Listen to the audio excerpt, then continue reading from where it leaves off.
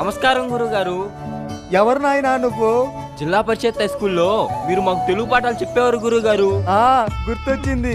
నిన్ను పాఠాల పుస్తకం తెచ్చుకోమంటే నువ్వు స్వాతి పుస్తకాలు తెచ్చుకునేవాడివి. నువ్వే కదరా? నేను తెచ్చుకున్న స్వాతి పుస్తకాలన్నీ మీరే లాగేసుకున్నారు కదా గురుగారు. ఆటగాళ్ళు అందరు చూసేస్తున్నారు. ఇప్పుడు ఆ పుస్తకాలు తిరిగి ఇవ్వాలా ఏంటి? అయి కాదు గురుగారు, నాకు పెళ్లి కుదిరింది. హస్త ప్రయోగం ప్రాప్తి రస్తు. ఇంతకీ పెళ్లి కార్డు ఏది నాయనా? మీకు వాట్సాప్ లో పంపించాను చూడండి గురుగారు. పెళ్లి కార్డు వాట్సాప్ లో పంపావంటే కాపురం క్రోమ్ లో చేస్తావా ఏంటి?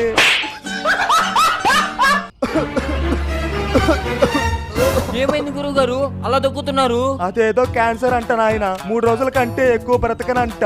అలా కుదరదు గురుగారు. నా పెళ్లికి ఇంకా 10 రోజులు టైం ఉంది. నా పెళ్లి చూసాకే మీరు చచ్చిపోవాలా. అబ్బా ఏంటి నాన్న, కాలు బట్టి ఎక్కడ తీసుకోవాలో నాకెలా తెలుస్తుంది?